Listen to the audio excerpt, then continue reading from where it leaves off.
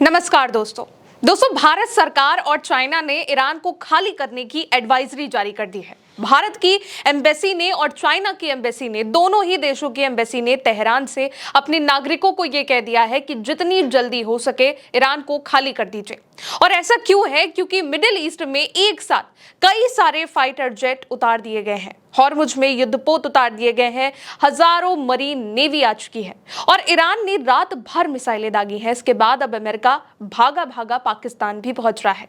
Trump ने अपने दामाद को तुरंत इस्लामाबाद रवाना कर दिया है क्योंकि ईरान के विदेश मंत्री यानी कि अब्बास अरागची भी पाकिस्तान पहुंचे हैं और इसके बाद वो रशिया भी जाने वाले हैं, यानी कि कुछ बहुत बड़ा होने वाला है।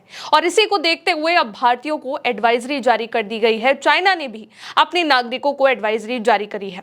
उधर धमाके पर धमाके हो रहे हैं। पूरी खबर आपको बताते हैं। सबसे पहले आप इस खबर को देखिए। रातों रात तेहरान में भारत की एम्बेसी ने लोगों को ईरान खाली करने का ऑर्डर दिया है। खबर आपके सामने है दोस्तों। भारत और चाइना दोनों ने ईरान में रह रहे नागरिकों के लिए एडवाइजरी की वार्निंग दी है। भारत बोला है कि ईरान न जाएं और भारतीय नागरिक से यह अपील करी गई है और चाइना ने भी कहा है कि चीनी नागरिक ईरान को तुरंत छोड़ दें।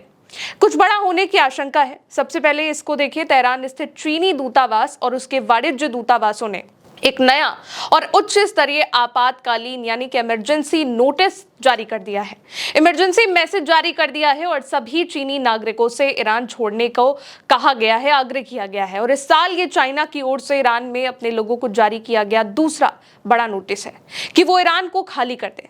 इससे पहले चाइना ने 27 फरवरी को एडवाइजरी जारी करी थी और तब कहा था कि ईरान को खाली कर दो।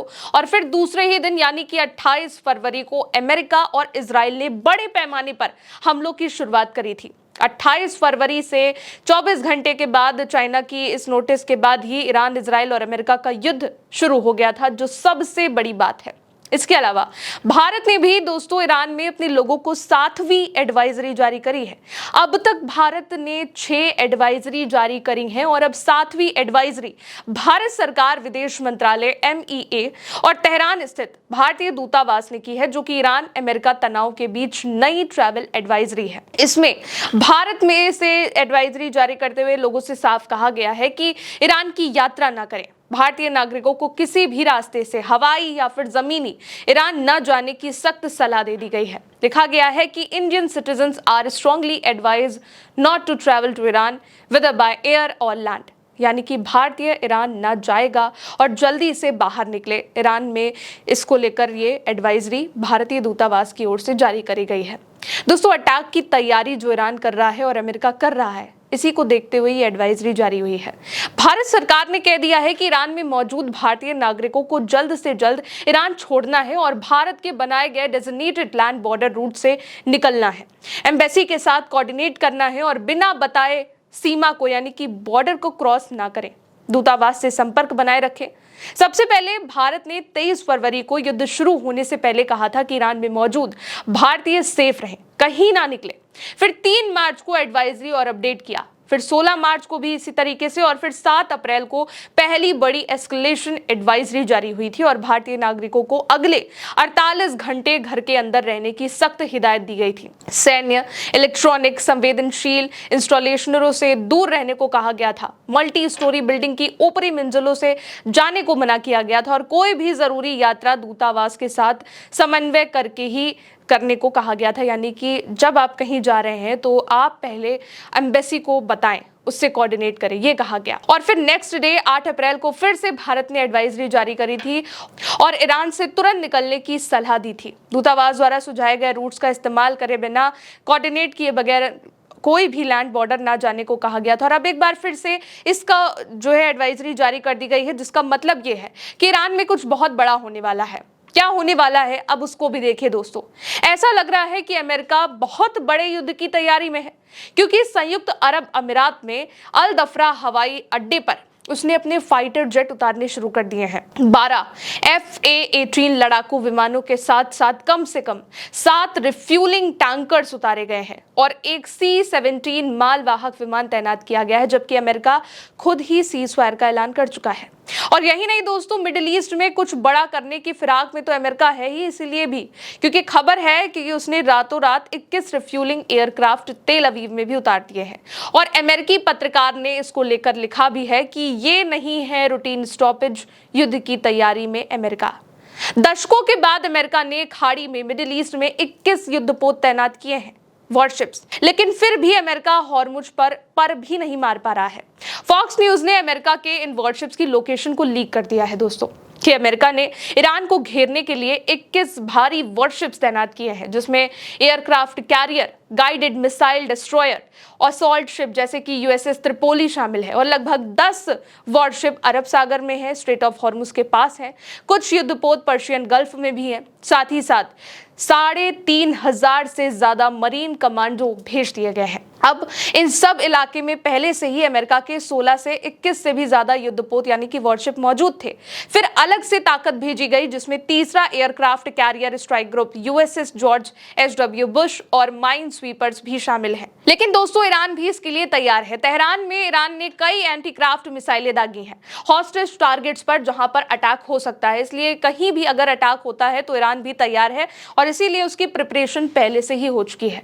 लेकिन बात अगर समुद्र की करें तो अभी भी समुद्र में अमेरिका कुछ खास उखाड़ नहीं पाया है, क्योंकि खबर आपके सामने है, खाड़ी में 40 से भी ज्यादा कंटेनर शिप्स अभी भी फंसे हुए हैं। लॉयड्स लिस्ट की एक रिपोर्ट के मुताबिक दुनिया की 10 सबसे बड़ी कंटेनर शिपिंग कंपनियों के कम से कम 43 कंटेनर शिप्स अभी भी मिडिल ईस्ट की एक खाड़ी में यानी फंसे हुए हैं। शिपिंग उद्योग की एक लॉयड्स लिस्ट के मुताबिक ईरान के साथ युद्ध शुरू होने के बाद से फरवरी के अंत से ही शीर्ष वाहकों ने क्षेत्र में अपनी सेवाएं निलंबित कर दी हैं, जिससे वैश्विक व्यापार में काफी देरी और लागत में वृद्धि हुई है। आगे कहा गया है कि सीएमए, सीजीएम, कॉस्को, हपाग-लॉयड और एमएससी से संबंधित कुछ जहाज सुरक्षित रूप से निकल पाए हैं, लेकिन 43 अभी भी फंसे हुए हैं। हालांकि एमएससी के 2 जहाजों को ईरान के अधिकारियों ने जब्त भी कर लिया है, और ऐसा इसलिए क्योंकि बिना ईरान की परमिशन के ये शिप एक रास्ता नहीं क्रॉस कर सकते हैं। ईरान की गन बोट्स तैयार है, तोप तैयार है, आईआरजीसी प्रिपेयर है अटैक के लिए। और अब इसी के बाद अगली खबर ये भी है कि ईरान के विदेश मंत्री अब्बास अराक्ची पाकिस्तान भी पहुंच चुके हैं।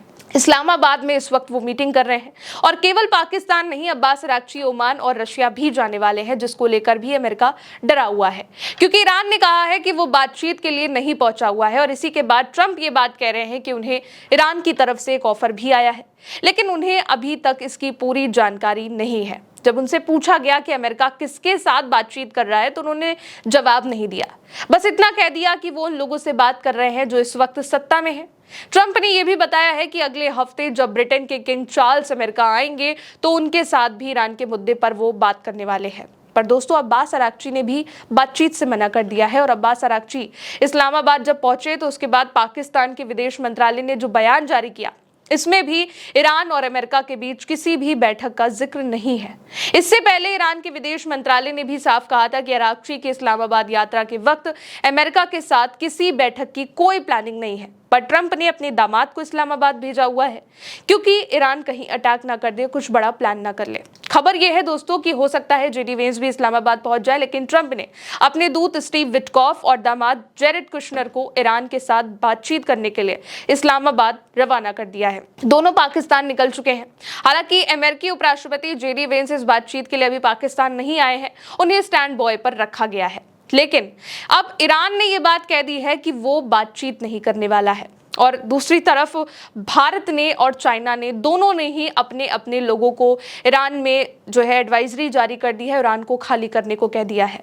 दोस्तों ये युद्ध अब किसी बड़े स्तर पर जाता हुआ दिखाई दे रहा है, क्योंकि अगर सीज फायर के साथ ये युद्ध खत्म हो रहा होता तो इस तरीके से जंग की तैयारी नहीं हो रही होती, ना ही ईरान इस तरीके से एंटीक्राफ्ट मिसाइलें दाग रहा होता, और ना ही अमेरिका अपने वॉरशिप्स को उतार रहा होता, अपने फाइटर जेट्स को उतार रहा होता। इस वक्त मिडिल ईस्ट में अमेरिका लगातार अपनी सैन्य ताकत को बढ़ा रहा है कि कहीं ईरान के प्रेशर में वो दब ना जाए, और ईरान का प्रेशर उस पर भारी भी पड़ रहा है। जैसे ही विदेश मंत्री ईरान के अब्बास अराक्ची पाकिस्तान इस्लामाबाद पहुंचते हैं और अमेरिका को ये पता चलता है कि वो ओमान और रशिया से भी बातचीत करने वाले हैं, तो अमेरिका तुरंत अपने राजदूत को भी और अपने दामाद को भी इस्लामाबाद रवाना कर देते हैं कि बातचीत करके आओ। लेकिन ईरान बात करने को तैयार नहीं है, और अब तैयारी युद्ध की है। फिलहाल दोस्तों आगे के जो भी अपडेट्स होंगे आप तक जरूर पहुंचाऊंगी। मेरे साथ इस खबर में इतना ही। देखते रहिए उल्टे चश्मा यूसी। मेरा नाम है गौरी वर्मा। शुक्रिया।